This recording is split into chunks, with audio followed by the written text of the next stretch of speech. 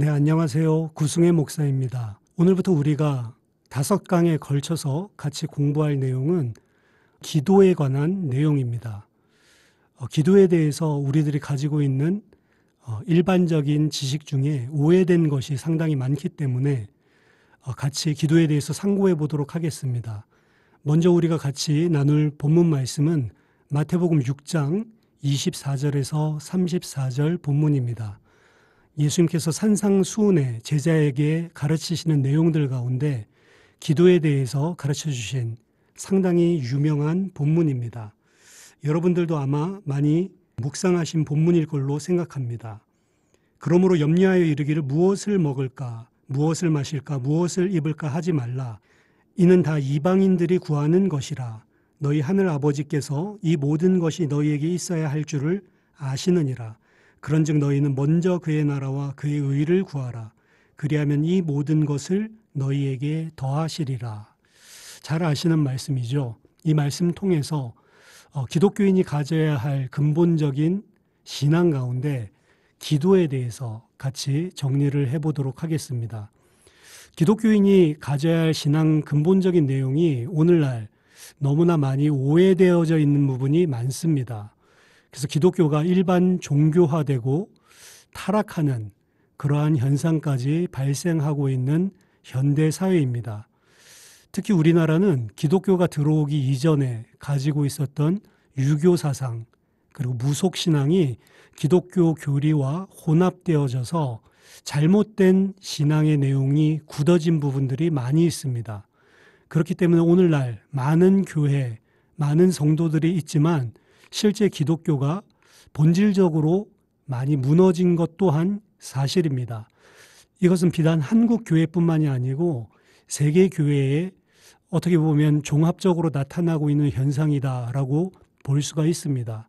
따라서 우리는 잘못된 교리나 신앙 체계들을 다시 성경을 기준으로 바른 신앙 기준으로 세워나가야 합니다. 그래야만 교회가 이 시대에 온전한 빛과 소금으로 이 세상에 하나님의 사랑, 진리를 전파하는 그런 귀중한 역할을 감당할 수 있다라고 생각을 합니다. 특히 기도라고 하는 부분은 우리가 생각할 때 기본적인 우리의 신앙을 보여주는 표징이 될 수 있다는 것입니다. 기도가 없는 종교가 없죠. 그리고 교회에서도 기도를 많이 간증합니다. 하지만 기도도 바른 성경의 지식을 통해 바르게 기도해야 됩니다. 바르게 하지 않으면 열심히 한 만큼 손해입니다. 유대인들을 생각해 보십시오. 로마서 10장 2절에서 3절 보니 바울이 유대인들에게 이렇게 이야기합니다. 내가 증언하노니 그들이 하나님께 열심히 있으나 올바른 지식을 따른 것이 아니니라. 하나님의 의를 모르고 자기 의를 세우려고 힘써 하나님의 의에 복종하지 아니하였느니라. 유대인들이 열심히 했지만 그 열심이 올바른 지식을 따라 하지 않은 것이기 때문에 도리어 하나님의 의에 복종하지 않기 위해 열심히 힘을 썼다라고 이야기하는 겁니다. 즉 유대인들은 잘못된 신앙 체계를 가지고 있었기 때문에 열심히 한 만큼 도리어 하나님을 대적했다는 것이죠.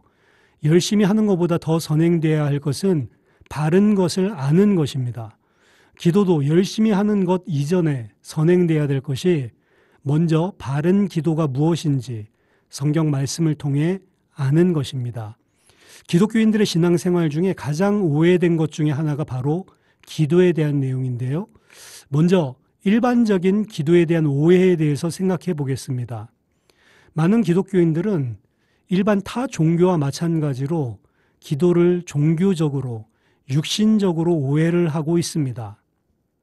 우리가 알고 있는 기도라고 하는 것이 일반적인 무속 종교 혹은 오랫동안 우리 관습적으로 가지고 있는 기도를 근본으로 해서 생각하는 경우가 많이 있습니다.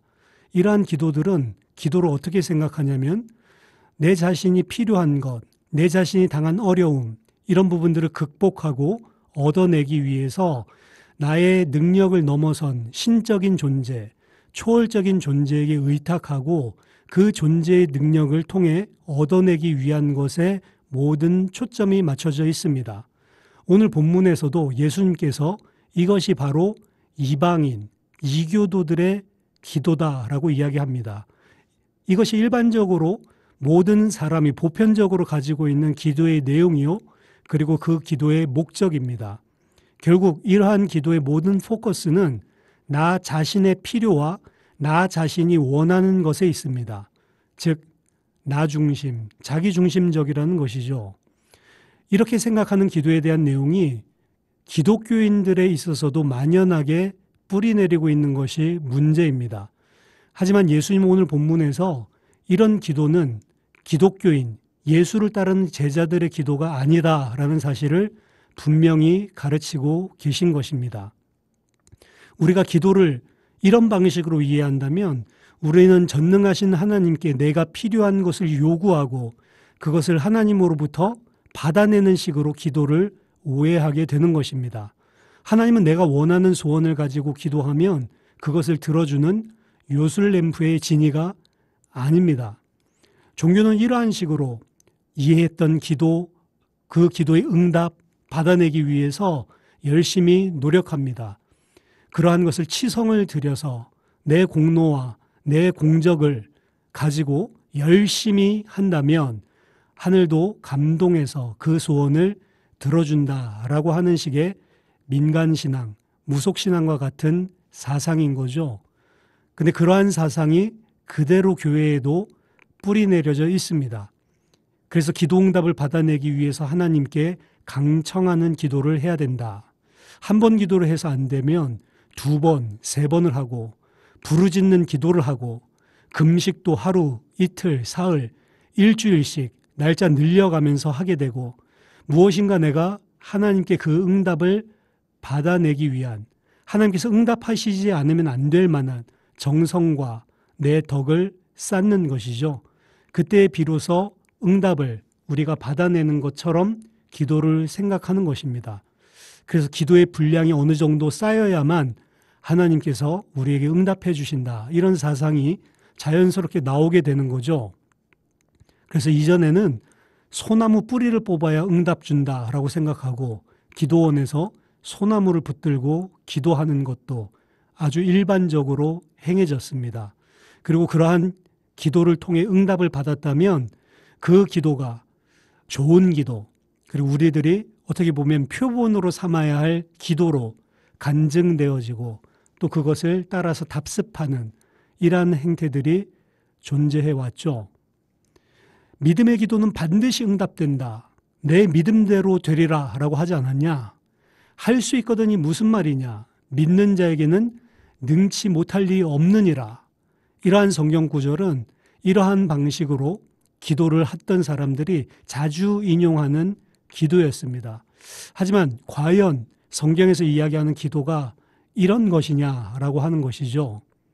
사실은 기도에 있어서 이러한 많은 우리들이 사용하고 인용하고 있는 구절들조차도 문맥에서 그 의미가 무엇인지를 상고하기보다는 그저 그 절만을 따로 떼어서 우리가 생각한 그 기도의 이해에 끼워 맞추어서 생각하는 것이 상당히 많았습니다. 따라서 이 5번의 강의를 통해서 진짜 기도가 무엇인지 우리들이 숙고해야 하고 정말 하나님께서 성경을 통해 가르치시는 바른 기도를 해야 합니다. 오늘 본문에 따르면 마태복음 6장에서 이방인들의 기도, 그리고 이러한 우리들이 여태껏 전통적으로 행해왔던 기도가 이방인의 기도, 잘못된 기도다라고 예수님은 가르쳐 주십니다. 어떻게 보면 이러한 기도는 할 필요가 없다라고까지 예수님은 말씀하십니다. 우리가 일상의 생활 가운데 필요한 부분들이 많죠.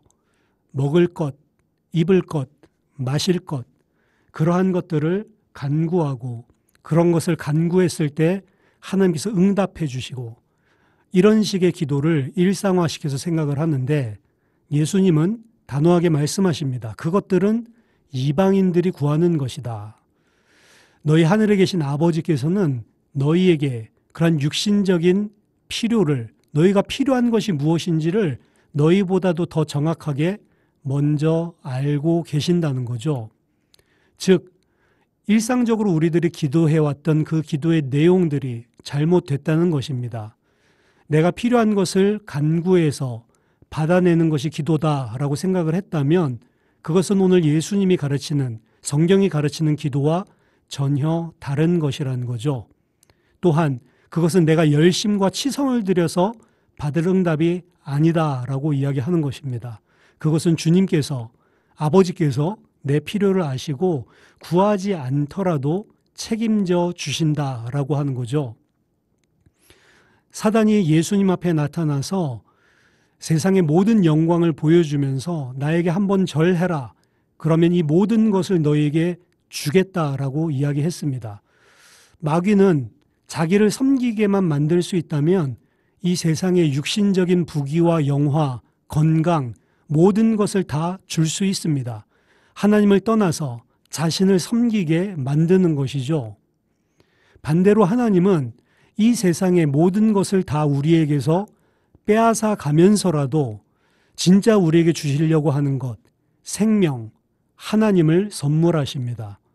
따라서 우리는 바른 기도를 깨닫고 종교, 우상 숭배식의 기도에서 벗어나야만 합니다. 그러면 오늘 성경에서 이야기하는 참된 기도가 무엇인가 라고 하는 것입니다. 너희는 먼저 그의 나라와 그의 의를 구하라. 그리하면 이 모든 것을 너희에게 더하시리라. 하나님께서 우리에게 있어야 할 것을 먼저 다 아신다라고 말씀하신 후에 그런즉 너희는 이방인과 같은 기도가 아니고 그의 나라와 그의 의를 구하라. 그리하면 이 모든 것을 너희에게 더하시리라 말씀하십니다. 이 본문도 사실 많은 경우에 오해되고 있는데요. 모든 것을 더하여 주신 것을 받기 위해서 그의 나라와 그의 의를 먼저 구하는 식으로 사실은 오해되기도 합니다. 즉 내가 필요한 것은 경제, 학업, 성공 이런 것인데 그런 것을 구하지 말고 먼저 그의 나라와 그의 의를 구하기만 하면 이 모든 것을 더해 준다고 했으니까 그 내가 필요한 것을 얻기 위해서 먼저 그의 나라와 그의 의를 구하는 기도를 하는 것이죠. 실제로는 하나님께서 주신 이 말씀을 곡해하고 있는 것입니다. 사실 이 모든 더해 주시는 것은 우리가 굳이 하나님께 달라고 간청하지 않아도 하나님께서 다 채워주시고 필요를 따라 정확하게 우리에게 먹여주시고 입혀주신다는 것입니다. 우리가 포커스를 맞추고 우리가 집중해야 될 것은 그의 나라와 그의 의를 구하는 기도라는 것이죠. 그렇다면 그의 나라와 그의 의를 구한다라고 하는 그 기도는 과연 어떤 기도인가? 그의 나라, 하나님의 나라를 구한다라고 말씀하시는 것인데 하나님의 나라를 생각할 때 가장 먼저 여러분들이 생각할 개념이 하나님의 통치입니다. 하나님의 나라가 내게 이루어지게 하십시오. 하나님의 나라가 내게 임하게 해 주십시오. 이 말은 하나님이 온전히 통치하시고 나는 그 하나님의 통치에 온전히 순종하는 주의 백성 되게 해 주십시오. 이게 기도의 가장 핵심이고 본질이라는 이야기입니다. 예수님의 기도를 생각해 보십시오. 예수님도 육신을 입고 있기 때문에 우리와 똑같이 연약함을 다 채울하신 분이라고 성경은 증언하고 있습니다. 예수님께서 십자가에 달리기 위해서 겟세마네 동산에서 잡히시던 그 밤에 주님은 3번 성부 아버지 하나님께 기도했습니다. 어떻게 기도했습니까? 마가복음 14장 36절 아바 아버지여 아버지께는 모든 것이 가능하오니 이 잔을 내게서 옮기시옵소서. 그러나 나의 원대로 마시옵고 아버지의 원대로 하옵소서. 예수님은 기도하는 가운데 본인이 육신적으로 원하는 것을 기도하면서 시작합니다. 아버지께서 모든 것을 할 수 있사오니 이 잔을 내게서 옮겨가게 해 주십시오. 하지만 기도를 하는 가운데 그의 기도는 자기 자신의 뜻을 꺾고 아버지의 뜻대로 하시도록 나를 궁극적으로 내어드리는 기도로 변화됩니다. 그러나 나의 원대로 맛이 없고 아버지의 원대로 하옵소서. 내 뜻을 이루는 것이 기도가 아니고 아버지의 뜻대로 나를 순종시키는 것이 기도입니다. 그것이 바로 하나님의 나라가 내게 이루어지는 것입니다. 하나님의 통치에 온전히 순종하도록 나를 꺾는 것이 기도인 것입니다. 우리는 아버지 하나님께 내가 필요한 것, 심지어 육신적인 것까지도 예수님께서 그건 이방인들이 구하는 거고 너희들은 기도할 필요가 없다라고 하더라도 우리가 너무나 어떻게 보면 궁핍하고 너무나 어려움 가운데 몰려 있을 때 우리 육신의 필요를 아버지께 솔직하게 구할 수 있습니다. 이거 너무 힘든데 이거 응답해 주십시오. 이거 나에게 허락해 주십시오. 나 이건 너무 필요합니다. 아버지께 당연히 기도할 수 있겠죠. 하지만 우리가 진짜 기도를 한다면 결국에 그 기도의 끝은 하지만 내 뜻대로 하지 마시고 아버지의 뜻대로 온전히 이루어 주옵소서. 아버지께서 원하시면 그것을 주실 수도 있지만 아버지께서 지금 이 시간표에 그것을 원하지 않는다면 그 아버지의 통치, 아버지의 다스림을 내가 순종하는 아들이 되겠습니다. 라는 기도로 나아가야 되는 것입니다. 우리가 필요한 것을 고집을 부려서 하나님을 꺾고 내 뜻을 관철시키는 것이 기도가 아니고 진짜 기도는 내 뜻을 꺾고 아버지의 뜻에 순종하는 것이 기도라는 것입니다. 그리고 그것은 하나님의 나라가 임했다라고 표현하는 것입니다. 아버지가 통치하시고 나는 그분께 순종하는 거죠. 그 아버지께 순종하고 내 뜻을 꺾는 이유는 아버지께서 모든 것을 다 아시고 가장 좋은 것을 그 아들에게 준다는 사실을 우리는 기억하고 믿기 때문입니다. 하나님은 인격이시기 때문에 그 자녀들이 잘못된 기도를 하면 응답을 안 하시는 경우도 많이 있고요. 그 자녀에게 해로운 것인 줄 아는데도 불구하고 무조건 구하는 대로 주신다면 인격이 아닌 것이죠. 잘못된 것이죠. 우리는 구할 때에 우리가 구하는 바가 그것이 가장 나에게 좋은 것인지 아닌지 하나님이 아시는 것보다 우리는 잘 알지 못합니다. 예를 들어서 3살 어린아이가 부모님께 칼을 달라고 계속 요구를 한다면 그 아이는 그 칼이 호기심이 있고 또 흥미로워서 한번 만져보고 싶은, 자기도 어머니가 음식할 때처럼 사용해보고 싶은 그런 욕망이 있기 때문에 칼 좀 달라고 하겠지만 정확한 부모님이라면 3살짜리 어린아이에게 칼을 주는 응답은 절대로 하지 않는 것이죠.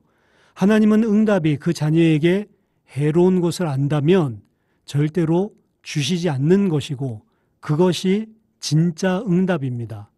야고보서 4장 2절에서 3절 너희가 얻지 못함은 구하지 아니하기 때문이요 구하여도 받지 못함은 정욕으로 쓰려고 잘못 구하기 때문이라. 광야의 이스라엘 백성 이야기를 보면 그들은 고기가 먹고 싶어서 어떻게 보면 하나님을 대적하고 다시 애굽으로 돌아가자라고 고함을 쳤습니다. 하지만 시편 106편 13절에서 15절 보면 하나님께서 그들이 요구한 대로 메추라기를 주시고 그들이 요구한 대로 육신적인 응답을 주셨지만 그들의 영혼은 쇠약하게 되었다라고 이야기를 합니다. 메추라기를 받았던 그 자들, 그것이 응답인 줄 알지만 사실은 그 메추라기를 쳐다보고 하나님 앞에 회개했어야 참 응답을 받은 자들이죠. 여전히 메추라기를 쳐다보고도 깨닫지 못했던 그들은 하나님의 진노와 심판을 받고 그 광야에서 죽음을 맞이했던 사실을 우리는 기억해야 합니다. 하나님께서는 우리에게 중요한 것을 주시고 가장 필요한 것을 때에 따라 주시는 아버지 하나님입니다. 따라서 우리가 생각할 때 우리가 어려움을 겪고 있고 우리의 필요가 있을 때 하나님께 그것 때문에 어려움을 솔직하게 이야기하고 간구할 수 있지만 그럼에도 불구하고 그것을 주시는 분 혹은 주지 않는 분, 그리고 그것을 지금 안 주고 시간을 늦춰서 주시는 분, 그분이 하나님이신데 왜 하나님께서 그렇게 하시냐? 나에게 가장 좋은 것을 정확한 때에 주시기 위해 행하시는 분이다라는 사실을 기억해야 하는 것입니다. 그래서 상황과 환경이 변하지 않았는데도 불구하고 하나님께 기도했을 때 마지막에는 하나님께서 행하시는 그 모든 일에 순종하고 이 상황 속에서도 감사하는 것으로 변화되는 것, 그것이 하나님의 나라를 구하는 기도입니다. 또한 그의 의를 구하라고 했죠. 우리가 열심히 기도해서 받아낸다. 이건 사실은 나의 덕을 내세우는 것입니다. 나의 공로로 말미암아 얻어내는 것을 기도응답이라고 착각하는 것입니다. 나의 의를 내려놓고 아버지의 의, 예수 그리스도의 의만을 내세우는 것이 기도입니다. 아버지, 내가 이렇게 했는데 어떻게 나에게 이렇게 할 수 있습니까? 이것 응답해 줘야 되지 않습니까? 나의 의를 내세우는 기도죠. 우리는 예수 그리스도의 의만을 내세우고 예수 그리스도의 의만을 바라는 그러한 기도의 사람이 되어야 된다는 겁니다. 그때에 비로소 진짜 하나님께서 응답해 주시는 참된 응답을 받게 돼 있습니다.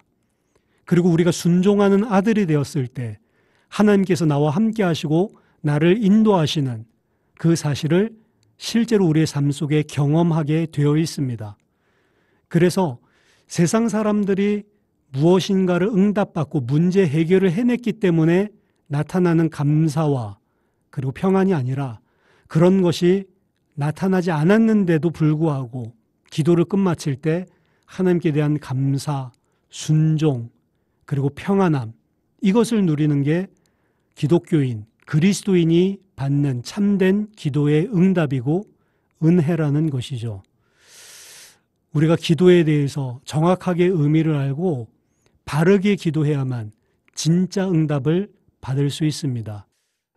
바르게 기도를 하고 바르게 기도를 응답받는 크리스찬, 기독교인, 예수 그리스도의 제자 되기를 예수 그리스도의 이름으로 축원합니다. 다음 시간에는 우리가 주기도문에서 일용할 양식을 구하는 장면에 대해서 좀 더 생각을 해보고 강청하는 기도에 대해서 함께 나누어 보도록 하겠습니다. 감사합니다.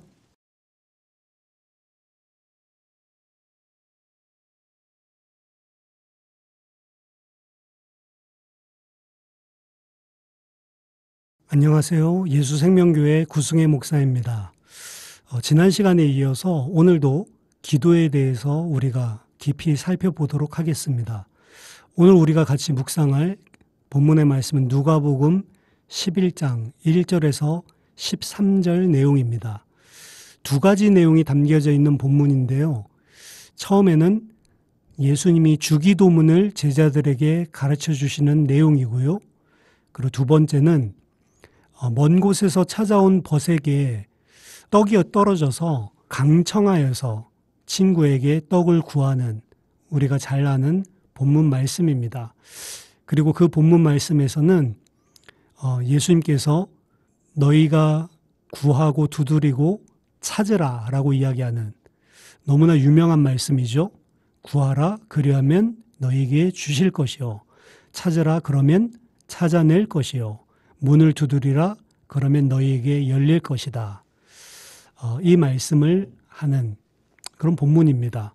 이 본문을 통해서 지난 시간에 이어서 계속해서 기도에 대해서 깊이 생각해 보는 시간을 가지려고 합니다.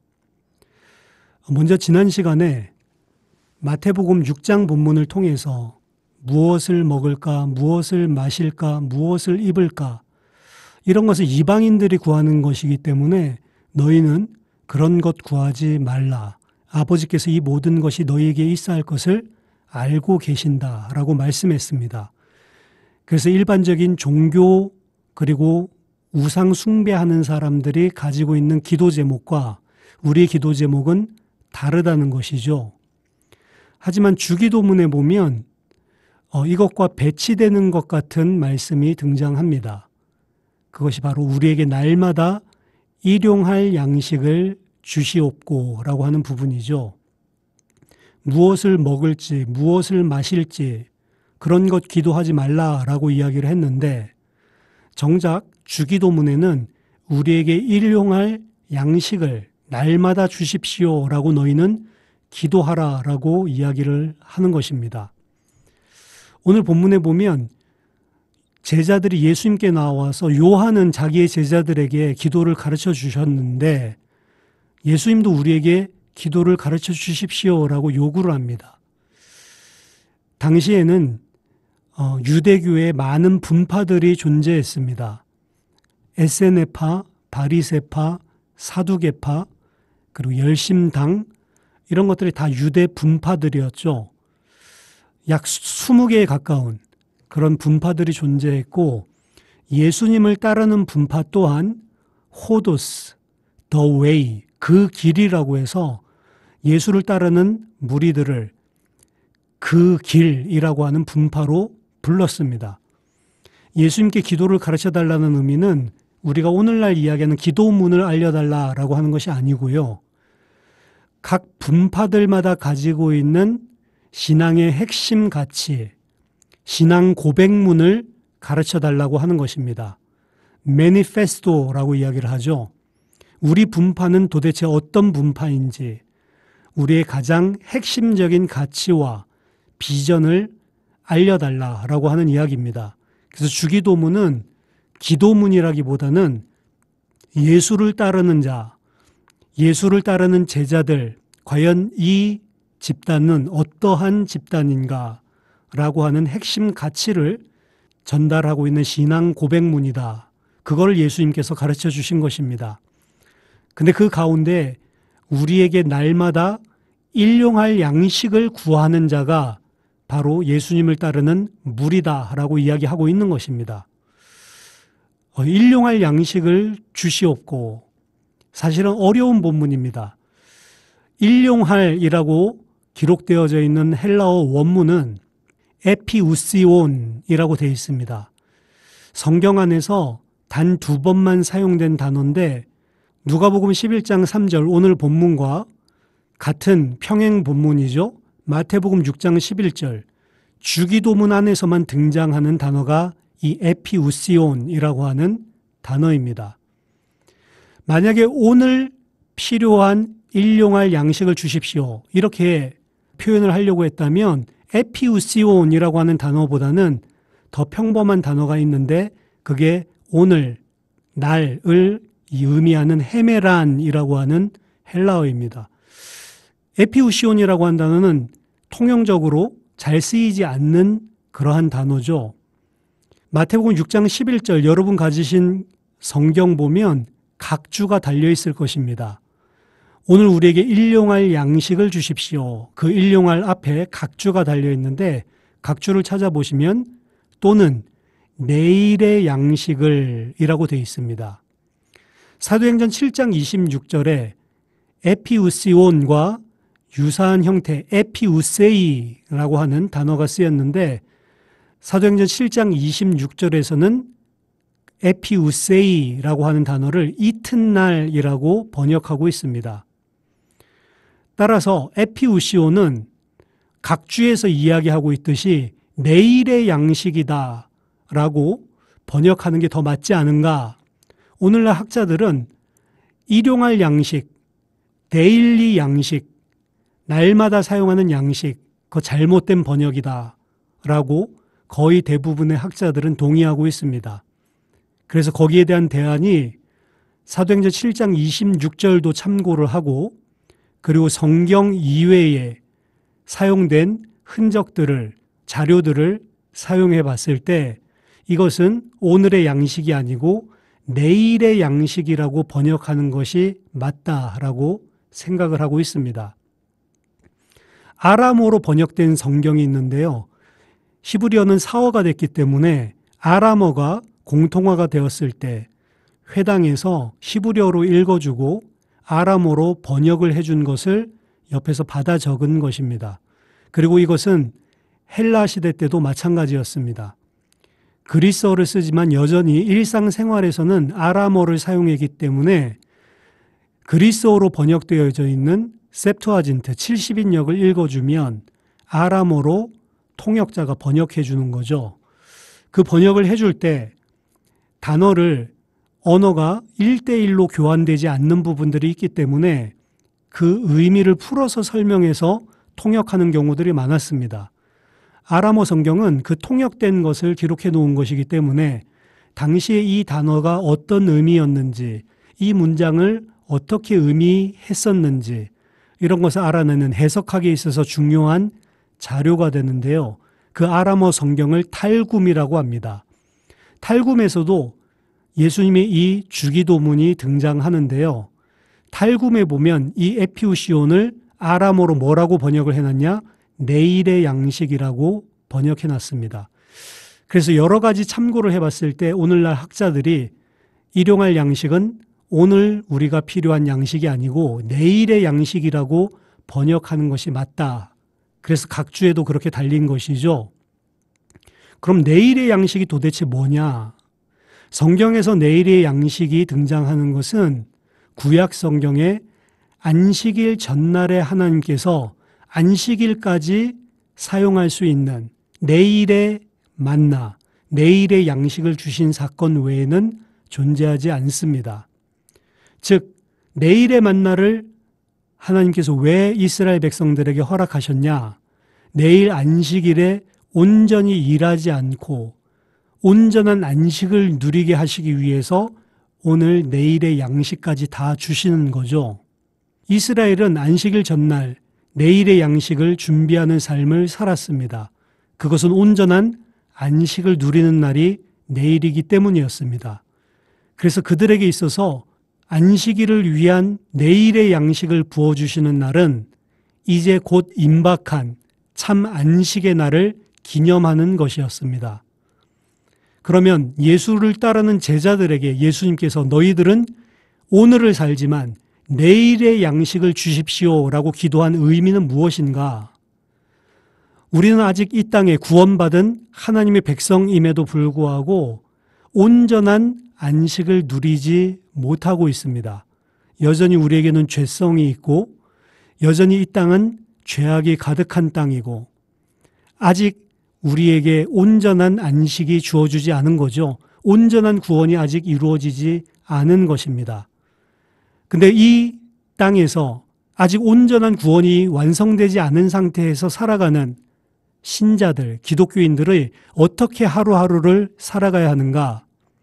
바로 오늘이 내일의 양식을 주시는 그 날인 줄 알고 하루하루를 살라는 것입니다. 즉, 내일 속히 우리에게 그 안식을 허락하실 하나님을 바라보고 오늘 하루하루를 준비하며 살라는 거죠. 온전한 안식에 들어가기 위해 오늘도 하루를 살아간다라고 하는 것입니다. 구원의 완성을 이루기 위해 오늘 하루를 사는 것이죠. 우리를 이 땅에 하나님께서 남겨놓으신 것은 우리 안에 거룩을 완성시키고 하나님과 영원히 새하늘과 새 땅에서 살 수 있는 온전한 주의 백성으로 구원을 이루어가기 위함입니다. 그 본분을 잊지 않고 내일의 안식을 바라보며 오늘 하루를 살아가는 것, 그것이 예수를 따르는 제자들의 삶이라는 것입니다. 이 기도를 가르치시고 난 이후에 누가복음 11장 5절부터 13절까지 벗에게 가서 떡 3덩이를 구워달라라고 하는 비유가 등장하는 것입니다. 벗이 여행 중에서 우리 집에 찾아왔는데 먹일 것이 없다. 떡 3덩이 좀 나에게 구워달라. 밤중에 찾아가서 친구에게 구하는 것이죠. 그러면 그 어떤 친구가 나를 괴롭게 하지 말라. 문이 이미 닫혔고 아이들이 나와 함께 침실에 누웠으니 일어나 내게 줄 수 없노라. 이렇게 말할 친구가 어디 있겠느냐. 다 준다는 것이죠. 이것은 당시의 시대상을 반영하는 것입니다. 각 마을마다 집집마다 돌아가며 하루의 떡을 담당하는 담당이 있었고요. 아마도 그 벗이 그날의 떡을 담당했던 가정이었던 것 같습니다. 본인 집에 친구가 손님으로 찾아왔는데 함께 나눌 떡이 다 떨어졌기 때문에 그 떡 담당하고 있는 친구에게 그 떡을 달라고 당당하게 요구하는 것이죠. 여기에 더해서 고대 근동 고유의 문화로 명예와 수치의 문화가 있습니다. 내 집에 들어온, 내 그늘 아래 들어온 손님을 지극히 음식과 그리고 정성으로 대접하지 않는다면, 혹은 내 집 그늘 아래 들어온 손님이 해를 당하도록 방치해 놓는다면 그 사람은 그 동네에서 수치를 당하고 어떻게 보면 속된 말로 사람 구실하고 살지 못하는 것입니다. 성경에서 예를 든다면 롯의 집에 천사가 들어오죠. 그리고 롯은 그 천사를 자기 집에 유숙하게 합니다. 그때 소돔과 고모라의 모든 사람들이 와서 그 집에 찾아온 천사들을 내어놓으라고, 어떻게 보면 성폭력을 가하려고 사람들이 다 찾아오죠. 이때 롯은 우리로서는 이해되지 않는 일을 합니다. 이 손님들은 가만히 내버려두고 내 두 딸이 있으니 내 두 딸을 데리고 즐기라 라고 하는 것이죠. 이것은 우리가 오늘날 현대에서 생각해 본다면 있을 수 없는 일이지만, 명예와 수치의 문화가 만연했던 고대 근동에서는 어떻게 보면 너무나 절실한 상황 속에서 당연히 행할 수밖에 없는 행위였습니다. 만일 자기 집에 찾아온, 자기의 그늘 아래 찾아온 손님을 내어준다면 롯은 그 이후로 그 동네에서 사람 구실하지 못하기 때문입니다. 그래서 예수님께서 이 말씀을 하십니다. 친구가 밤에 찾아와서 그 손님을 대접하기 위해서 떡을 달라고 하면 안 줄 친구가 어디 있겠느냐. 8절에 내가 너희에게 말하노니 비록 벗됨을 인하여서는 일어나 주지 아니할지라도 그 간청함을 인하여 일어나 그 요구대로 주리라. 이 간청함이라고 하는 것은 아나이데이아라고 하는 단어인데요. 성경에 단 한 번 등장하는 단어입니다.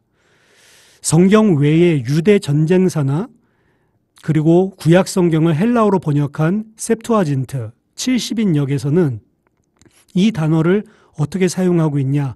수치를 피하기 위함, 수치를 피함이라고 사용하고 있습니다.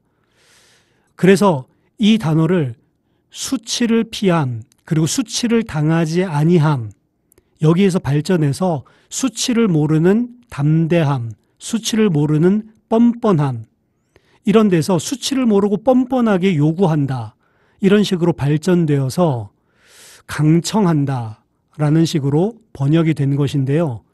원래 원어의 뜻은 성경 외의 자료들을 참고한다면 수치를 피하는 것이라고 할 수 있습니다. 따라서 비록 벗됨을 인하여는 일어나 주지 아니할지라도 그 수치를 피하게 하기 위하여서는 일어나 그 요구대로 줄 것이다 라고 하는 내용입니다. 즉 오늘 본문은 하나님께 내가 강청하고 담대하게 구하고 끈질기게, 어떻게 보면 좀 폭력적인 그런 하나님께 담대함으로 간구하면 그 간구하는 나의 정성을 봐서라도 응답해 준다는 내용이 아닙니다. 하나님께서 우리에게 수치를 당하지 않게 하기 위해서 응답해 주신다는 거죠. 근데 그 응답해 주는 것이 어떤 응답이냐? 떡을 주는 것입니다. 그리고 그 떡은 문맥상 아까 전에 우리가 살펴봤었던 내일의 떡, 내일의 양식을 의미하는 것입니다. 하나님께서 오늘 이 땅에 살고 있는 우리에게 구원을 완성시키기 위해서 주시는 내일의 떡, 우리에게 참된 안식, 참된 구원을 안겨주기 위해서 주시는 떡, 만나를 이야기하는 것이죠. 그리고 그 문맥 가운데 구하라, 찾으라, 두드리라 이 이야기가 나오는 것이고, 너희 하늘 아버지께서 구하는 자에게 성령을 주시지 않겠느냐라고 말씀하십니다. 즉 그 떡은, 그 생명의 떡, 내일의 구원을 완성시키고 우리에게 참 평안을, 안식을 안겨줄 그 떡은 성령이다라고 이야기하고 있는 것이죠.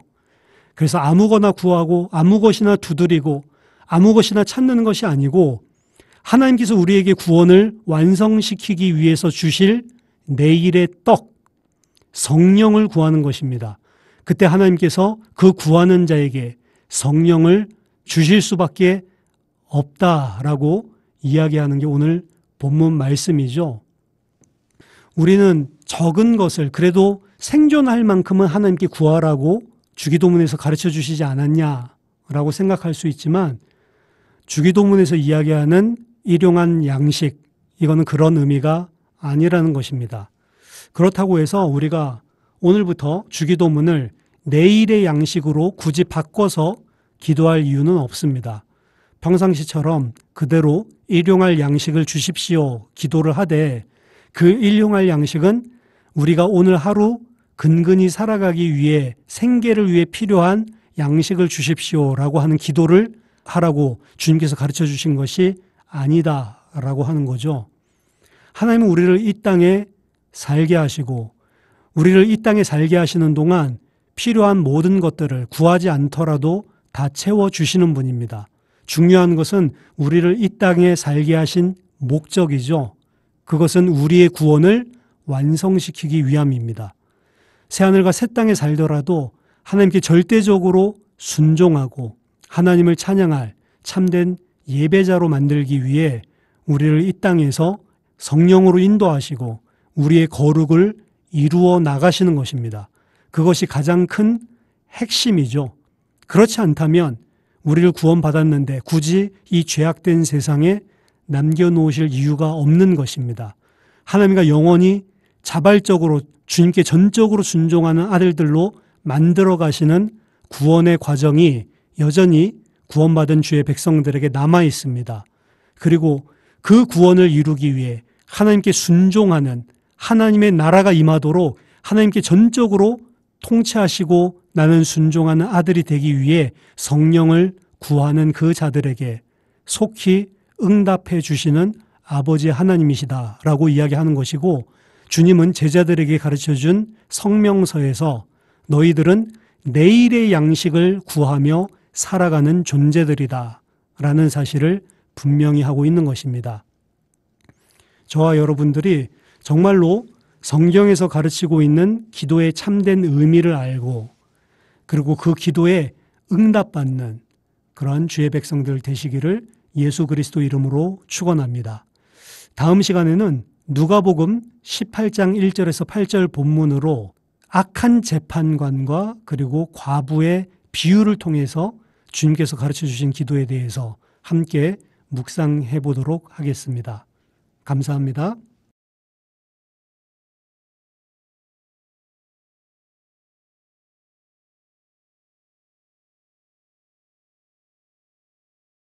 안녕하세요. 예수생명교회 구승의 목사입니다. 우리는 근본적으로 성경에서 우리에게 가르치는 기도에 대해서 하나씩 살펴보고 있습니다. 오늘도 세 번째 시간으로 바른 기도에 대해서 주님의 말씀을 묵상해 보는 시간 가지겠습니다. 오늘 본문은 누가복음 18장 1절에서 8절인데요. 예수님께서 불의한 재판관과 과부의 비유를 통해 기도에 대해서 가르치시는 내용입니다. 올해 교회에 다니신 성도라면 많이 들어왔고 잘 아는 내용이죠. 어떤 도시에 하나님을 두려워하지 않고 사람을 무시하는 한 재판장이 있었습니다. 율법의 궁극적인 목적이 하나님을 사랑하고 이웃을 내 몸과 같이 사랑하는 것이다 라고 봤을 때 이 재판장은 완전히 하나님의 말씀과 하나님의 뜻에 대적을 하고 있는 대척점에 있는 자다라고 할 수 있습니다. 악인, 무법한 자, 불신자, 자기 자신만을 위해서 사는 그러한 사람이죠. 그 도시에 한 과부가 있어서 내 원수에 대한 나의 원한을 풀어달라고 끈질기게 찾아갑니다. 하지만 이 불의한 재판장은 당연히 아무런 힘도 없고 자신에게 그 어떠한 유익을 줄 수도 없는 그런 과부의 소원을 들어줄 리가 만무한 것이죠. 하지만 이 과부가 끈질기게 계속해서 재판장을 찾아갔을 때 이 악한 재판장이 속으로 생각합니다. 내가 비록 하나님을 두려워하지 않고 사람을 무시하지만 이 과부가 나를 번거롭게 하니 내가 그 원한을 풀어줘야겠다. 그렇지 않으면 늘 와서 나를 괴롭게 하겠구나. 그래서 그 과부의 원한을 풀어줬다는 이야기입니다. 이 비유를 통해서 우리는 그동안 우리도 강청하는 기도, 끈질기게 기도, 하나님 앞에 내 원한을 풀어달라고 끈질기게 매달린다면 하나님께서 응답해 주신다. 이런 식의 교훈을 많이 들어왔습니다. 한 번 기도해서 안 되면 2번 하고, 2번에서 안 되면 3번 하고, 계속해서 기도를 하라는 거죠. 기도의 분량을 채워야 그 정성을 보고 하나님께서도 마음이 움직이셔서 들어주시는 것처럼 우리는 이 본문을 적용해 왔습니다. 그래서 일주일 혹은 30일, 100일, 1000일 작정해서 기도하고 금식 기도까지도 하는 것이죠. 그렇게 해서 기도의 응답, 기도의 분량을 채워서 응답을 받아내는 그러한 기도를 가르치고 있는 것처럼 사실은 본문을 오용하고 있습니다. 하지만 본문에서 이야기하고 있는 내용은 그 정반대입니다.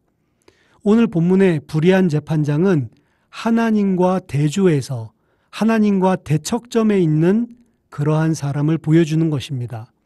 불의한 재판장은 과부가 원한을 풀기 위해 계속해서 괴롭혀야지만 겨우 그 요구에 응답해주는 그러한 사람이지만 하나님은 그런 분이 아니라는 게 핵심입니다. 하나님께서는 그의 백성, 그 자녀에게 그들이 기도하지 않더라도 그가 이루실 온전하실 뜻을 다 이루시고 응답해 주시는 분이십니다.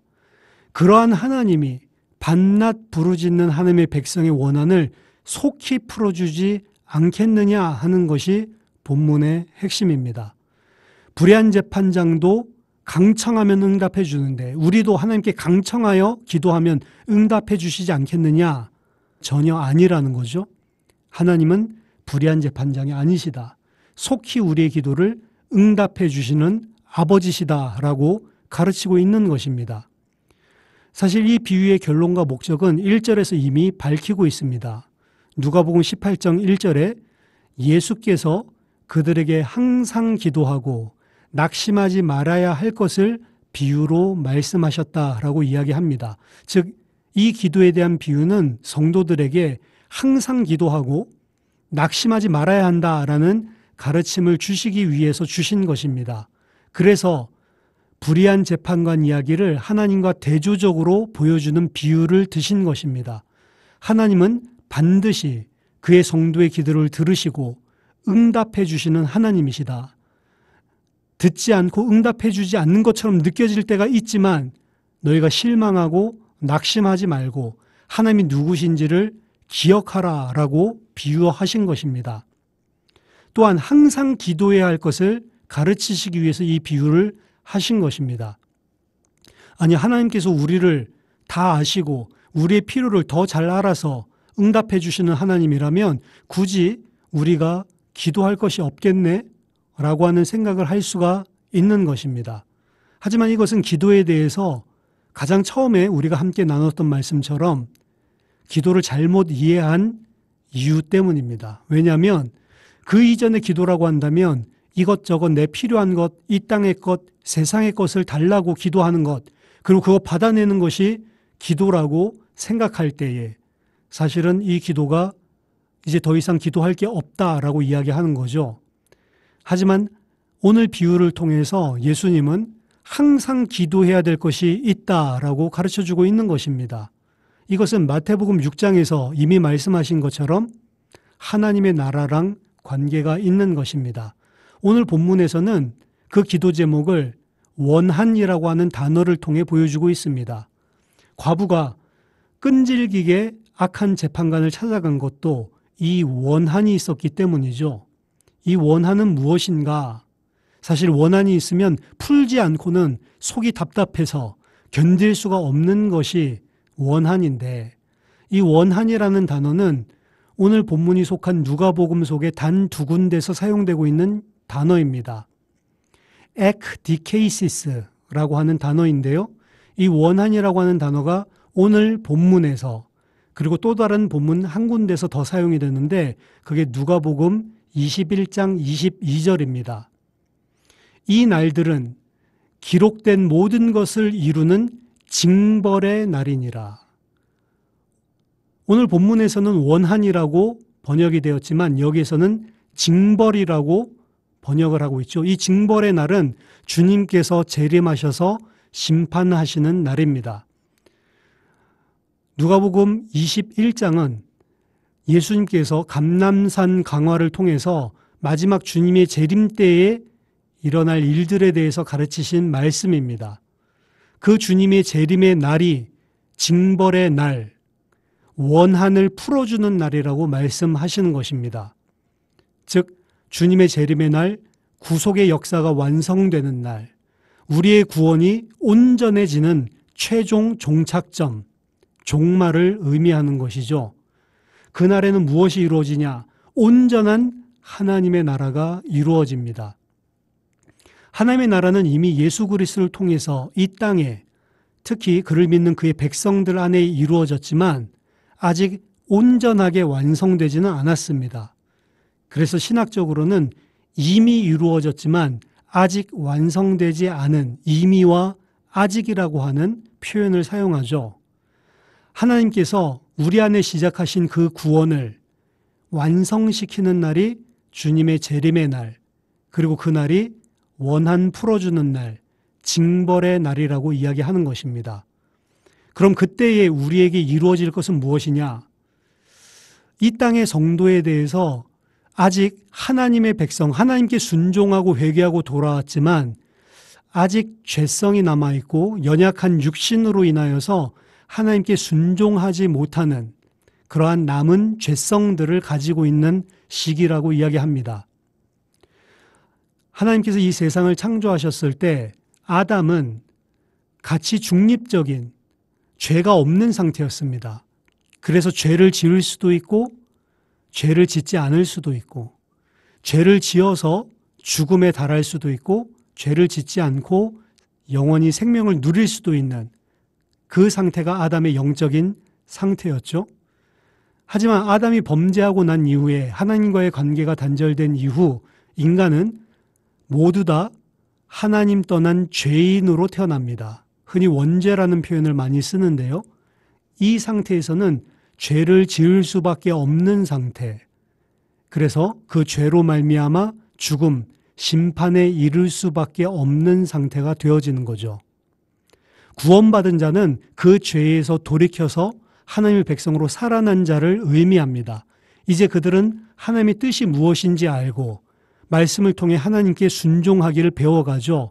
하지만 여전히 그들은 하나님 앞에 죄를 짓고 무너지는 것이 반복되는 삶을 살아갑니다. 하지만 구원이 완성된 날의 인간을 신학적으로 어떻게 표현하냐면 더 이상 죄를 지을 수 없는 상태. 죄를 짓지 않는다가 아니고 죄를 지을 수도 없는 상태. 그렇기 때문에 하나님께 전적으로 순종하고 영원한 생명을 누리는 상태. 절대 다시 죽음에 빠질 수 없는 상태라고 이야기를 합니다. 이게 구원의 완성입니다. 죄를 지을 수도 없어서 절대로 죽을 수 없고 심판에 이를 수 없고 영원한 생명을 누리는 상태. 그 상태가 바로 우리의 구원이 이루어지는 날, 구원이 완성되는 날, 재림의 날입니다. 그 날을 오늘 징벌의 날, 원한을 갚아주는 날이라고 이야기하는 것입니다. 우리는 낙심을 합니다. 왜 낙심합니까? 예수를 믿는데도 불구하고 나는 왜 이 모양인가? 내가 정말 예수 믿는 게 맞나? 내가 구원받은 게 맞나? 왜 내가 이 구원을 받은 하나님 백성이라고 하는데도 원치 않는 죄 가운데 넘어지는가? 과연 나는 죄를 지을 수도 없는 상태, 새하늘과 새 땅에서 거룩한 흰옷을 입은 주의 성도로 완성될 수 있는가? 우리는 죄 때문에 넘어지는 연약한 우리의 모습을 보면서 좌절하고 절망하면서 낙심하고 있습니다. 하지만 주님은 낙심하지 말라는 거죠. 너희의 원한을 속히 풀어주는 날이 온다라고 하는 것입니다.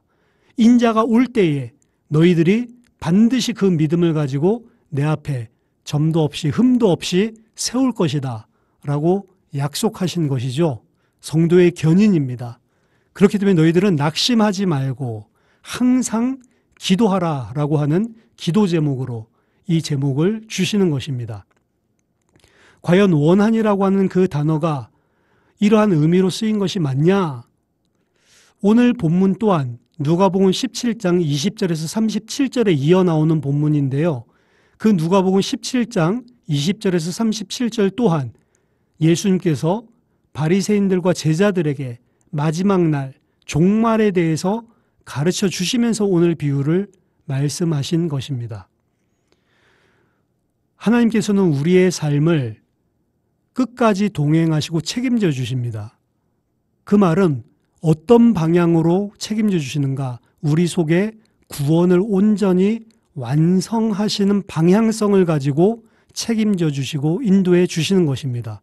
그렇기 때문에 우리를 드러내고 단련시키기 위해서 이 땅의 삶 중에 고난도 주시고 그리고 어려움도 주시고 하나님을 전적으로 신뢰하는 믿음이 우리 속에 있는지 우리 자신이 발견하고 하나님 앞에 설 수 있도록 홍해와 같은 사건을 그리고 물이 없는 광야와 같은 사건을 허락하십니다. 그러면서 우리를 단련하고 계시는 거죠. 물론 그때마다 우리는 넘어지고 쓰러질 때가 많습니다.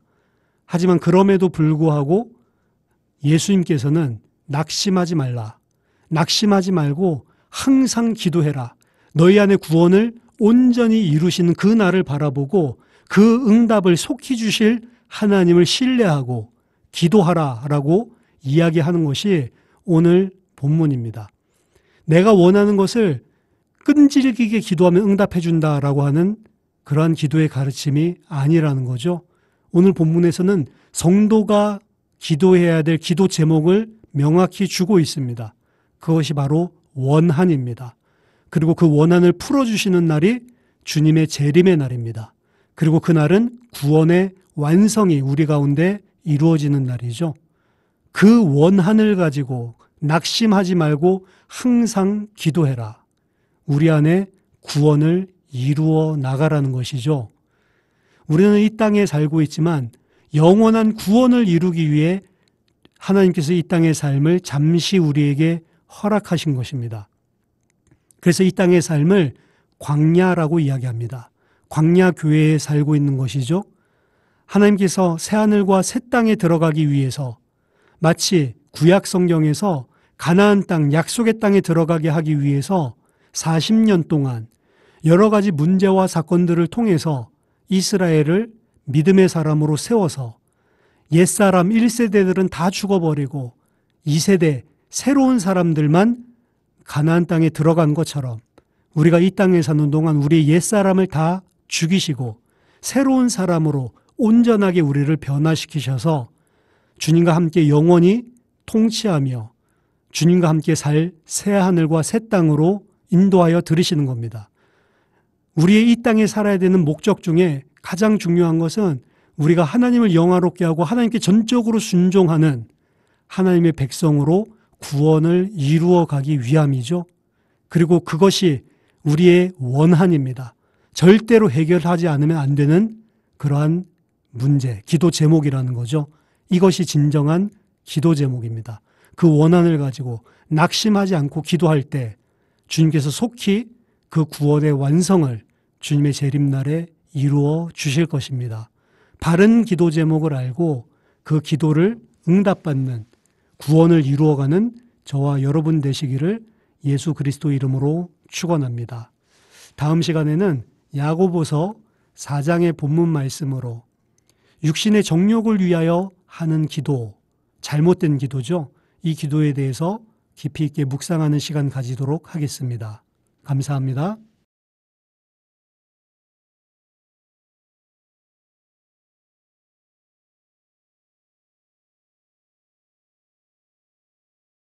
안녕하세요. 예수생명교회 구승의 목사입니다. 우리가 기도에 대해서 같이 하나님의 말씀을 상고하고 있습니다. 오늘 우리가 기도에 대해서 같이 살펴볼 하나님 말씀은 야고보서 4장 1절에서 3절 말씀입니다. 이 본문도 아주 유명하죠. 구하여도 받지 못함은 정욕으로 쓰려고 잘못 구하기 때문이다. 기도 응답 받지 못하는 이유를 처음에는 기도하지 않기 때문이고 기도하는데도 왜 응답이 없냐? 정욕으로 쓰려고 잘못 구하기 때문이다 라고 이야기하고 있습니다. 지금까지 우리는 일반적으로 잘못 생각하고 있는 기도에 대해서 많이 언급을 했습니다. 일반적인 종교나 우상 숭배하는 자들이 하는 기도와 기독교인의 기도는 다르다는 것이죠. 내가 원하는 것을 땡감을 쳐서 고집을 부려서 받아내는 게 기도가 아니라는 것입니다. 알라딘의 요술램프 지니처럼 예수님의 이름으로 내가 원하는 소원을 이루는 게 기도가 아니라는 것이죠. 그래서 육신적인 것, 먹을 것, 마실 것, 입을 것 이런 것들 기도하고 그런 것들 받아내는 것이 기도응답이 아니다. 진짜 기도응답은 하나님의 나라, 하나님의 의를 구하는 것, 나에게 온전한 구원이 이루어지도록 마지막 주님 재림하실 때 완성될 그 구원이 나에게 온전히 이루어져서 거룩하고 하나님께 전적으로 순종하는 주의 백성으로 세워지는 것. 그래서 내 뜻을 관철시키는 것이 아니고 하나님의 뜻에 나를 복종시키는 것이 진짜 참된 기도다라고 우리가 같이 말씀을 묵상했습니다. 오늘 본문에서도 구하지 않기 때문에 응답받지 못하고 구해도 받지 못하는 것은 육신의 정욕으로 쓰려고 잘못 구하기 때문이다. 물론 정욕으로 쓰려고 잘못 구하는 그 기도 내용 자체가 지난 시간에 우리가 살펴봤던 이방인의 기도, 이교도적인 세상적이며 세속적이며 우상 숭배적인 기도를 지칭하는 것이기도 합니다. 하지만 오늘 본문에서 이야기하고 있는 것은 문맥상 본다면 그냥 단지 내가 육신적인 세상적인 정욕으로 잘못 구했기 때문에 응답 안 주신다라고 하는 내용이 아닙니다. 사실은 바른 것을 구한다 하더라도 그것이 우리의 육신의 정욕으로 잘못 구하는 기도가 될 수 있다는 것을 이야기하는 게 오늘 본문입니다. 야고보가 오늘 서신을 쓴 대상인 당시의 초대교회의 말씀을 이해하고 행하는 행위에 있어서 오늘날로 치면은 훌륭한 크리스찬들이 많이 있었습니다. 하지만 그들 가운데 잘못된 자들이 있었는데 그들 자신들이 좀 믿음이 있고 바르게 산다고 생각해서 그 잣대를 가지고 그 수준에 이르지 못하는 교회 내의 다른 지체들을 판단하고 정죄하는 자들이 많이 있었습니다. 그래서 오늘 본문 아래에 야고보서 4장 10절에서 12절의 내용이 따라 나오는 것입니다. 주 앞에서 낮추라. 그래야하면 주께서 너희를 높이시리라. 형제들아 서로 비방하지 말라.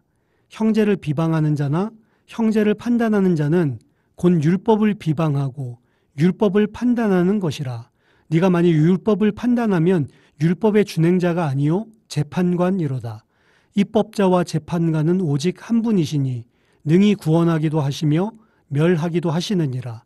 너는 누구이기에 이웃을 판단하느냐. 오늘날에도 그렇지만 초대교회에도 이렇게 자신이 은혜로 믿음에 세워진 것을 감사하고 겸손해하기보다는 그것을 자기의 의로 여겨서 아직 그 수준에 이르지 못한 다른 지체들을 판단하고 비방하고 멸시하는 자들이 있었던 것입니다. 물론 이러한 자들이 가지고 있었던 믿음 자체와 기준이 틀린 것은 아니었습니다. 하지만 그들이 놓친 것은 그 모든 것이 자기가 한 것이 아니고 하나님의 은혜로 선물로 주어졌다라고 하는 것을 놓친 것이죠.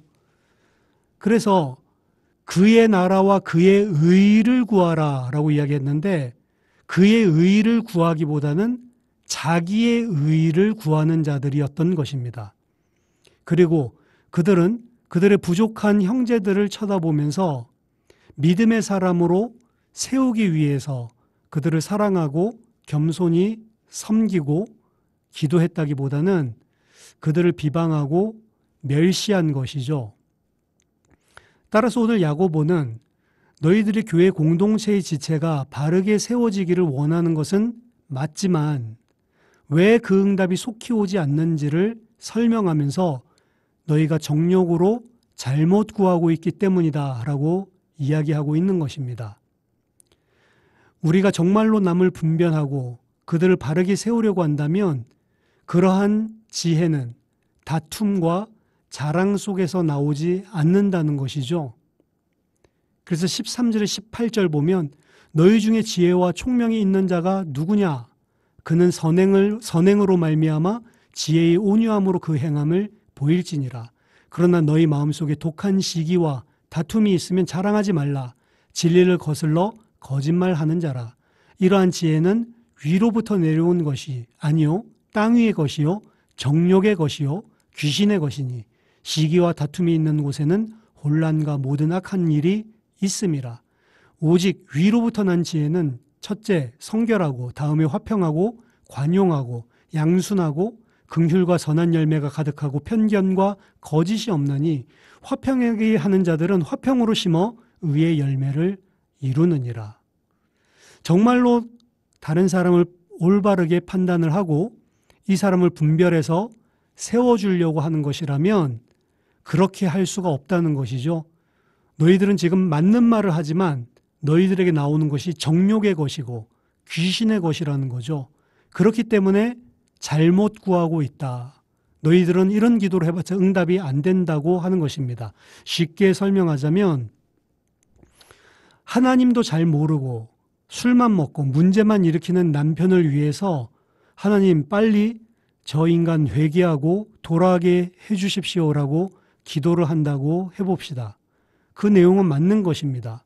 그 사람도 빨리 이 복음을 알고 구원받고 하나님의 사람이 돼야 하는 것이죠.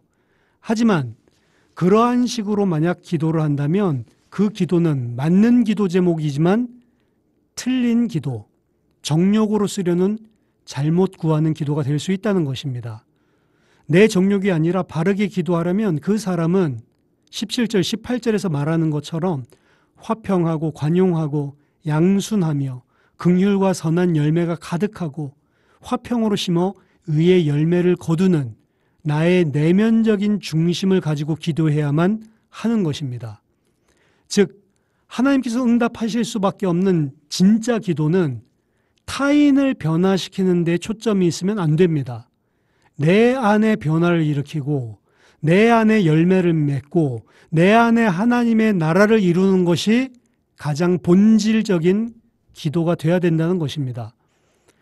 그 남편이 변화되기를 기도하는 것 이전에 그 남편이 변화되지 않더라도 그 남편을 넉넉히 품어낼 수 있는 화평과 관용과 양순, 긍휼의 선한 열매가 맺어지는 기도가 진짜 기도 제목이고 진짜 응답받아야 되는 하나님이 원하시는 기도 응답이라는 것이죠.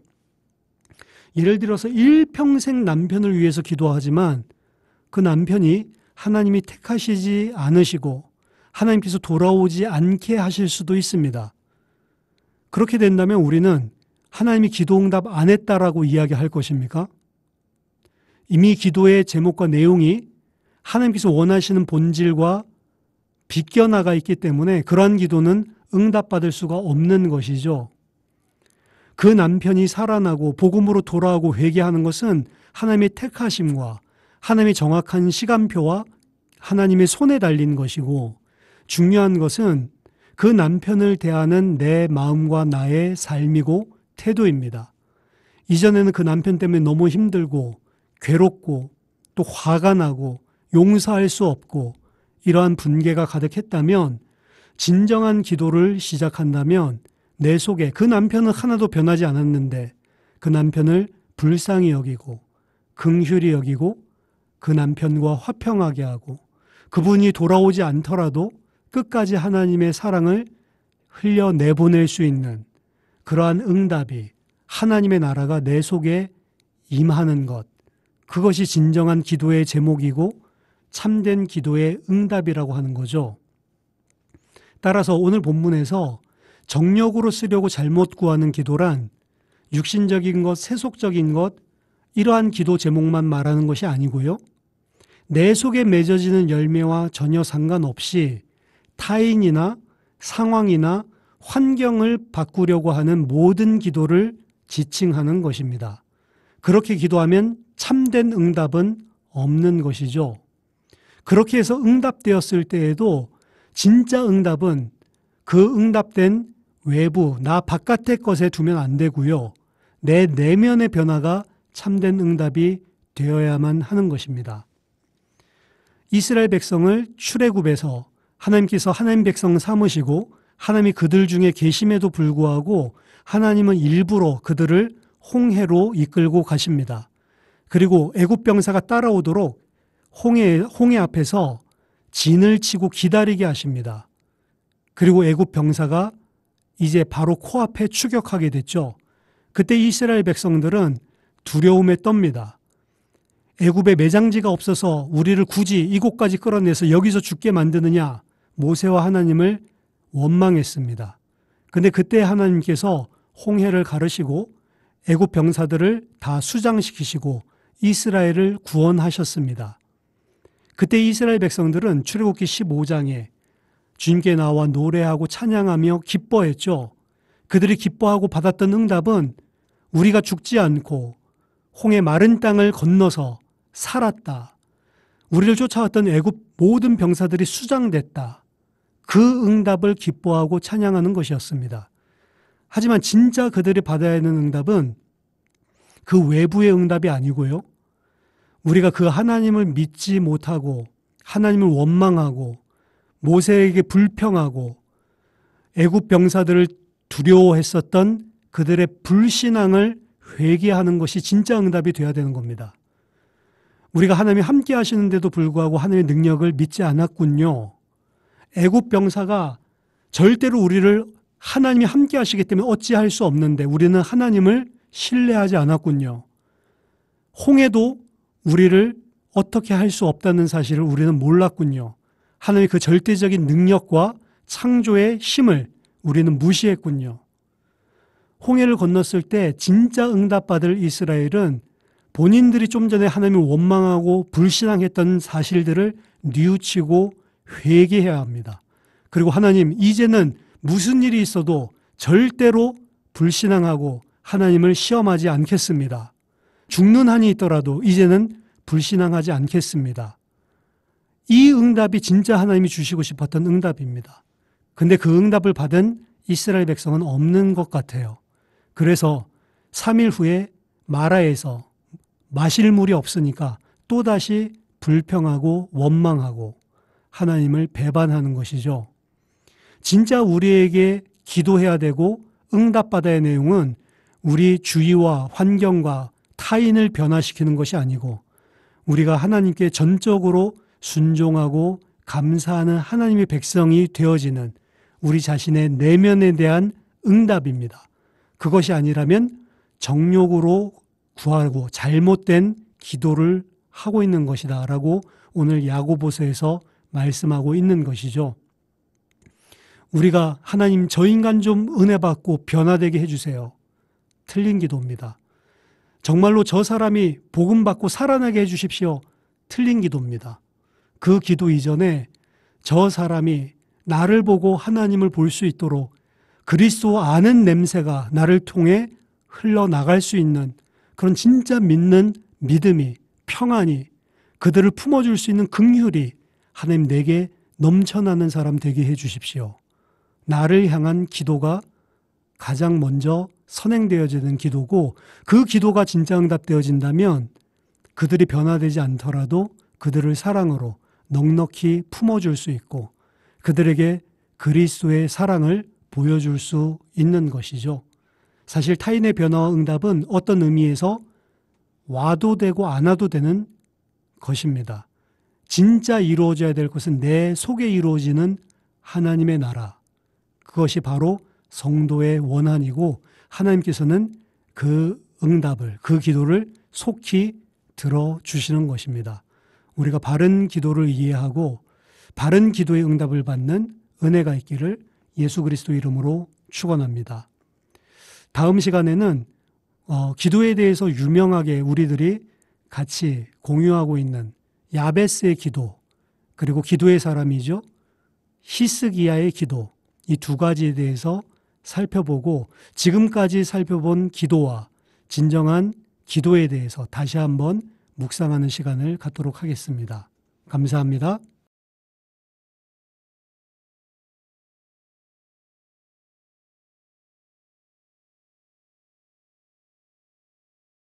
안녕하세요. 예수생명교회 구승혜 목사입니다. 오늘도 야베스의 기도와 히스기야의 기도를 통해서 마지막으로 기도에 대해서 묵상하도록 하겠습니다. 역대상 4장 9절에서 10절에 나와 있는 야베스의 기도는 사실 유명한 기도가 저 어렸을 때는 아니었는데 어느 순간에 베스트셀러로 말미암아서 굉장히 유행하게 되고 그리고 흔히 기도에 대해서 많은 공감을 하게 되는 그러한 내용이죠. 역대상 4장 9절에서 10절 보면 야베스는 그의 형제보다 귀중한 자라. 그의 어머니가 이름하여 이르되 야베스라 하였으니 이는 내가 수고로이 낳았다 함이었더라. 야베스가 이스라엘 하나님께 아뢰어 이르되 주께서 내게 복을 주시려거든 나의 지역을 넓히시고 주의 손으로 나를 도우사 나로 환난을 벗어나 내게 근심이 없게 하소서 하였더니 하나님이 그가 구하는 것을 허락하셨더라. 원컨대 내게 복을 더하사 나의 지경을 넓혀주시고 주의 손으로 나를 도우사 나를 환난에서 벗어나 근심이 없게 하옵소서. 이 기도하니까 하나님이 그 구하는 것을 다 들어주셨다라고 되어 있습니다. 얼마나 좋은 소식입니까? 복에 복을 더하고 나의 지경을 넓게 하고 환난을 벗어나서 근심 없는 삶, 이 삶을 허락해 주십시오. 우리가 딱 원하는 그러한 기도 제목 아닙니까? 그리고 그 기도를 했더니 하나님께서 그대로 다 주셨다라고 하니 얼마나 좋습니까? 그래서 이 본문을 근거로 해서 야베스의 기도라는 책이 나온 것이죠. 야베스의 책을 다 소개해 줄 수는 없지만 야베스의 책에서 저자가 이야기하는 그러한 기도는 무엇인가? 그가 쓴 그 책에 나오는 한 가지 비유적인 이야기를 통해서 알 수 있습니다. 어떤 사람이 죽어서 천국에 갔더니 커다란 창고가 있었다고 합니다. 그리고 그 창고 안에는 선물들이 가득 차 있었는데 그 선물들에 사람들의 이름이 쓰여져 있다는 거죠. 그는 거기서 자기 이름이 기록되어져 있는 선물 상자를 발견합니다. 베드로 사도는 그거 열어보지 말라라고 하는데 너무 궁금해서 열어봤다는 거죠. 열어봤더니 만일 자신이 이 땅에 살았을 동안에 하나님께 간구했다면 하나님께서 선물로 응답해 주실 재물의 복과 여러 가지 이 땅의 육신적인 세속적인 복들이 그 안에 다 있었다는 것입니다. 그런데 본인은 그러한 물질적인 축복들을 위해서 기도하지도 않았고 간구하지도 않았기 때문에 하나님은 선물로 주려고 다 준비를 해놨다가 간구하지 않으니까, 기도하지 않으니까 주지 않았다는 거죠. 오늘 야베스처럼 하나님 나에게 복에 복을 주시고 내 지역을 넓혀주시고 나로 말미암아 환난이 없이 근심 없이 살게 해주십시오 라고 기도해주면 하나님이 땅도 넓혀주시고 복도 주시고 근심 없는 삶을 살게 할 것인데 그러한 기도를 안 했기 때문에 응답받지 못한다는 거죠. 그러니까 이러한 기도를 우리는 해야 된다. 말하자면 물질적인, 육신적인, 현세적인 그러한 성공과 풍요를 위해 기도해야 된다. 라고 이야기를 하니까 기독교인들이 열광하는 것이죠. 왜냐하면 그것이 인간이 원하는 것이기 때문입니다. 그리고 그것이 제가 처음부터 첫 강의부터 계속 일관적으로 말하는 종교적인 기도, 우상 숭배적인 기도, 잘못된 기도입니다. 아니 그러면 야베스에게 이 응답해 준 이 응답은 도대체 무엇인가? 먼저 첫 번째로 구약과 신약의 차이점 먼저 말씀드리겠습니다. 구약에서는 구원을 물질적인 것, 이 땅의 것, 그리고 물질적인 축복 풍요로 많이 설명을 합니다. 강과 물, 비를 구원의 이미지로 설명을 하고 농업적인 풍요를 얻게 되는 것, 그러한 땅을 가나안 땅으로 설명하고 있습니다. 하지만 신약에서는 구원을 그런 육신적인 축복에 빗대어서 설명하고 있지 않습니다. 왜냐하면 어렸을 때에는 아직 우리가 하나님의 계시가 완성되지 않았을 때에는 우리 수준에 맞춰서 물질적으로, 육신적으로, 장소적으로 구원을 설명했지만 예수 그리스도로 말미암아 계시가 완성된 이후에는 구원을 육신적으로, 물질적으로, 그리고 장소적으로 설명하지 않는다는 것이죠. 영적인 분명한, 선명한 복음만을 증거하고 있습니다. 두 번째는 야베스는 누군가? 야베스에게 지금 지경, 땅을 넓혀주시고 그리고 근심 없도록 복에 복을 더하셨다라고 생각을 하는데, 이 야베스는 지금 무슨 부동산 넓혀달라, 내가 가진 땅 토지를 넓혀달라라고 기도하는 것 같지만 시대상으로 본다면 그렇지 않습니다. 야베스는 사사시대의 사람입니다. 즉 아직 정복전쟁이 완성되지 않은 시점에 가나안 땅에 살고 있는 유다 지파의 백성입니다. 아직도 가나안 땅에는 정복되지 않은 땅들, 하나님의 약속에 했음에도 불구하고 정복전쟁이 진행되고 있는 중입니다. 다윗이 왕위에 올라서 온전한 정복을 이루기까지, 여호수아부터 다윗 때까지는 정복기라고 이야기를 하는데요. 여전히 야베스가 살고 있는 시대는 가나안 땅을 정복하고 있는 기간이었습니다. 즉 야베스가 여기서 이야기하는 지경을 넓혀달라라고 이야기하는 것은 자기 살고 있는 땅을, 부동산을 넓혀달라라고 하는 기도가 아닌 것입니다. 언약을 붙들고 지금 기도하고 있는 겁니다. 하나님께서 약속하신 가나안 땅, 우리들이 다 차지할 수 있도록 약속하신 가나안 땅의 모든 지경을 우리가 정복할 수 있도록 하나님 우리와 함께 해 주십시오라고 기도하는 것입니다. 만약에 이스라엘에 그 지경이 다 점령되고 나면 각 지파별로 그리고 각 족속, 가족별로 각각 땅을 다 나누어 줍니다. 그리고 그 분배한 땅은 더 넓히면 안 됩니다. 만약에 다른 사람이 가난해지고 형편이 열악해져서 그 땅을 판다면 그 땅은 돌려줘야 되는 것입니다. 특히 희년이라고 하는 때에는 모든 땅을 이제 돈 한 푼도 받지 않고 다 돌려주는 거죠. 원상복구하는 거죠. 그래서 제대로 된 하나님의 땅, 약속의 땅에 살고 있는 이스라엘 백성들은 자기가 하나님 앞에 받은 그 땅을 소유하는 것이지 그 땅을, 지경을 더 넓히거나 더 많은 땅을 소유할 수 없습니다. 만약 그렇게 한다면 그건 불법을 행하는 자죠. 그렇기 때문에 야베스가 기도하는 것은 오늘날에 하나님께서 물질적인 복을 줘서 넓은 토지를 가지겠다라고 하는 개념이 아니라 사사시대 때에 아직 정복하지 않은 그 약속의 땅을 차지할 수 있도록 언약을 이루어 주십시오라고 하는 언약 붙잡고 기도하는 것입니다. 그 야베스의 기도를 변질시킨 거죠. 그리고 오늘 본문에서는 이 믿음의 기도에 하나님께서 즉각적으로 다 응답하신 것처럼 보이지만 실제로는 야베스가 한 이 기도는 다윗 때에 이르러서야 비로소 응답됩니다.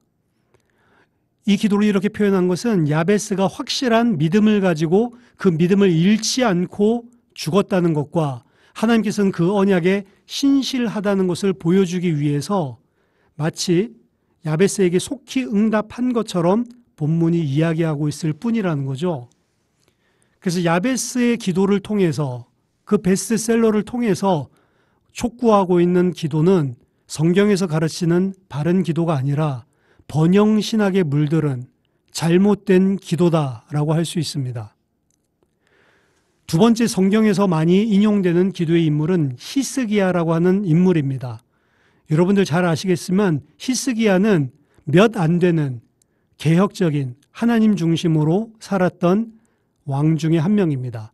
다윗의 길을 쫓아갔죠. 하지만 온전히 다윗을 쫓지는 못했습니다. 히스기야 왕의 아버지는 극도로 우상 숭배하는 자였지만 히스기야는 자신의 아버지가 세운 우상 제단들을 다 헐어버리고 하나님 앞에 돌아오고 하나님 앞에 다윗의 길을 따라 정직하게 행했다라고 성경에서 이야기를 합니다. 문제는 그렇게 개혁 정책을 하고 말씀으로 돌아가고 하나님 앞에 정직하게 행했을 때 아무런 문제가 없었으면 히스기야의 속 안에 있는 것들이 드러나지 않았을 건데 문제가 닥치죠. 아수르와 절연을 하자 아수르가 대대적인 이스라엘과 유다를 침공하기 시작합니다. 이미 8년 전에 북이스라엘을 멸망시켰던 아수르는 이제 유다가 독립해서 하나님을 섬기고 까분다고 생각을 하는 거죠. 그래서 사네립은 대대적인 군사들을 이끌고 와서 예루살렘으로 진군했습니다. 파죽지세로 모든 지역 영토들을 다 초토화시키면서 예루살렘 앞까지 쳐들어온 거죠. 그때 히스기야가 보였던 것은 육신적인 방법을 씁니다. 애굽의 원군을 청하고 성전 기둥에 있는 금까지 다 벗겨서 아수르 왕에게 어떻게 화친하기 위해서 내어주죠. 그럼에도 불구하고 사네립은 이번에 제대로 손보겠다고 히스기야를 무시합니다. 그때 돼서야 비로소 성전에 올라가서 히스기야가 기도하죠. 그 이전에는 육신적인 방법, 인본주의를 통해서 해결하려고 합니다. 하지만 모든 인간적인 방법이 다 통하지 않으니까 그때에 비로소 기도하는 거예요. 그러니까 하나님께서 이 사네립을 통해서 이러한 문제 사건을 일으키신 이유는 사실 히스기야 내면 속에 있는 믿음의 수준을 아시기 때문이었습니다.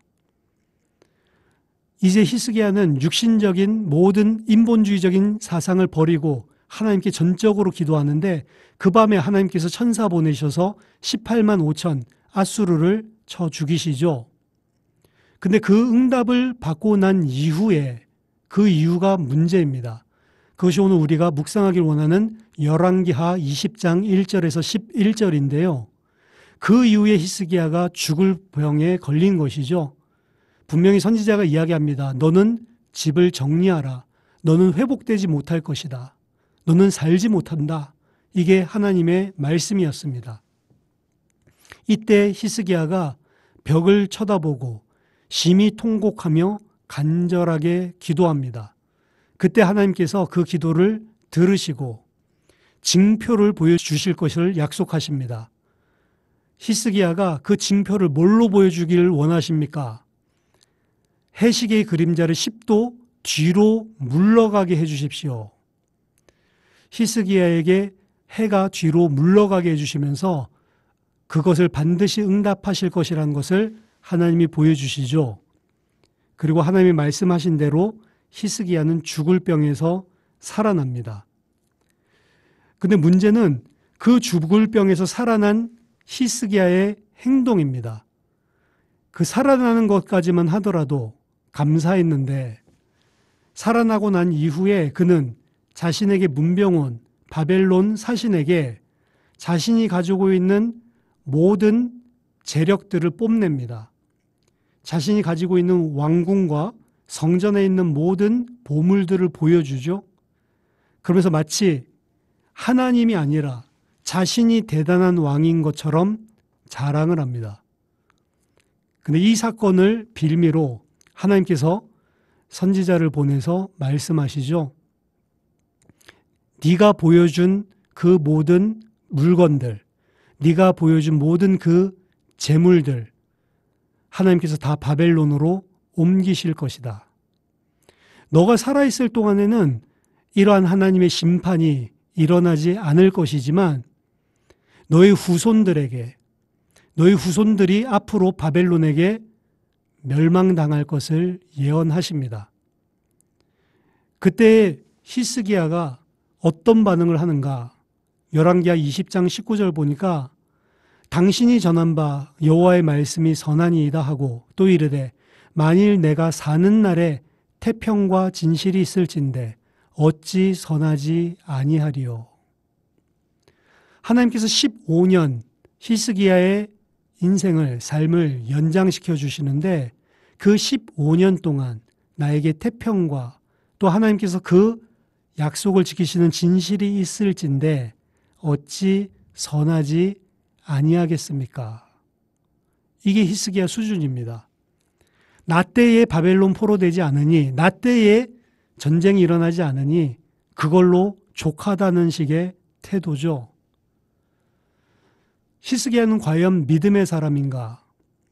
다윗과 쌍벽을 이루는 그러한 히스기야의 왕인데, 사실 이러한 부분들을 보면 히스기야는 진짜 믿음의 사람인가? 사실 우리는 고민하게 되는 것이죠. 성경은 히스기야는 참된 왕이 아님을 보여주고 있습니다. 물론 이것은 다윗도 마찬가지죠. 그러한 왕이 이스라엘을 통치하고 있기 때문에 이스라엘에 문제가 생기는 것을 역사서에서는 기록하고 있습니다. 백성이 잘하고 못하고가 아니고 왕이 하나님 앞에 온전한 언약을 지키는 왕인지 아닌지를 설명하고 있는 것이죠. 그리고 하나님 앞에 온전한 왕이 하나도 없다라고 하는 게 역사서의 증언입니다. 진정으로 하나님 앞에 순종하는 참 왕이 필요하다. 메시아를 기대하게 하는 게, 기다리게 만드는 게 성경 기록의 목적이죠. 히스기야는, 그리고 히스기야의 이러한 기도들은 하나님의 보좌를 움직이는 기도, 우리도 히스기야처럼 벽 쳐다보고 사람 쳐다보지 말고 기도해서 응답받자 모델로 기록해 놓은 게 아닙니다. 오히려 히스기야의 기도는 그가 기도를 하게 되는 것이 얼마나 잘못된 기도를 하고 있으며 히스기야의 마음 깊은 곳 속에는 참된 하나님을 향한 진실한 믿음이 없음을 고발하는 것이 히스기야 기도의 내용입니다. 그리고 그러한 왕이기 때문에 우리는 히스기야 아래에서 하나님의 나라를 기대할 수 없다는 것을 고백하는 것이 히스기야의 기도죠. 그래서 히스기야의 기도를 모델 삼는다. 그것도 잘못된 것입니다. 성경을 문맥적으로 그리고 전체적으로 이해하는 눈이 없으면 히스기야가 기도해서 죽을 병에서 살아났으니까 병 걸린 사람에게, 그것도 살아날 수 없는 불치병에 걸린 사람에게 히스기야처럼 기도해라, 이런 식으로 많이 이 본문을 활용하는데 이 본문에서 이야기하는 내용은 그 내용이 절대로 아니란 말입니다. 그리고 성경에서 이야기하는 기도의 가르침도 아니라는 것이죠. 우리가 성경을 성경답게 이해하기 위해서는 반드시 문맥상 그 본문을 이해해야 하고요. 그리고 성경에서 주시고자 하시는 진짜 가르침이 구약 다르고 신약 다르고 다르지 않습니다. 만약 다르게 느껴지는 것이 있다면 그 본문을 다시 묵상해야 됩니다.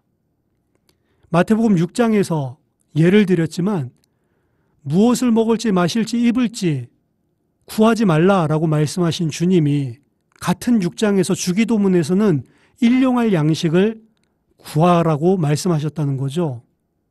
그럼 이 서로 상취되는 거잖아요. 그때 반드시 생각할 게 상취될 수는 없잖아요. 주님이 가르쳐 주시는 기도인데, 주님이 가르쳐 주신 기도고 주님의 말씀, 같은 주님이 말씀하신 건데, 그럼 우리의 이해가 잘못되어 있다는 것입니다. 그래서 오늘날 일용할 양식이 아니고 내일의 양식이라는 말씀으로 우리가 같이 말씀을 나눴었죠. 히스기야도 마찬가지입니다. 우리에게 기도의 모델로 준 게 아니고 이런 믿음을 가지고 이런 기도를 하는 사람이 되어서는 안 된다라고 하는 것입니다. 처음부터 인본주의 쓰지 말고 처음부터 하나님 앞에 무릎 꿇어야 했었고요. 하나님, 내가 이 일을 했으니까 나를 봐줘야 되는 거 아닙니까? 자기의 의의를 내세우는 것이 아니고 하나님의 뜻에 전적으로 순종하는 자가 되었어야 했고, 그 기도의 응답이 올지 안 올지 하나님 앞에 표징을 구하는 것이 아니라 저에게는 표적이 필요 없습니다. 해를 앞으로 나가게 하는 것도 뒤로 나가게 하는 것도 그거 주시지 않아도 됩니다. 나는 하나님의 말씀을 믿습니다. 그러한 기도의 사람이 되어야 되는 게 맞는 것입니다. 오히려 히스기야의 기도를 보면서 잘못된 기도를 보고 우리는 그러한 잘못된 믿음에 빠져서는 안 된다는 것이죠. 야베스의 기도를 물질적인 번영 신학적인 기도로 변질시키고 히스기야의 기도를 모델적인 기도로 변질시켜서는 안 되는 것입니다. 우리가 기도에 대해서 계속해서 여러 시간 살펴봤는데요. 말씀에서 가르치고 있는 참된 기독교인의 기도가 무엇인지 묵상해야 됩니다. 바른 기도의 제목은 무엇인지, 그럼 우리는 무엇을 가지고 기도를 하라는 것인지 성경에서 그 기도 제목을 찾아내야 되고, 진짜 하나님이 우리에게 주시려는 응답이 무엇인지를 분별하고 받아내는 참된 기도의 사람들 되시기를 예수 그리스도 이름으로 축원합니다.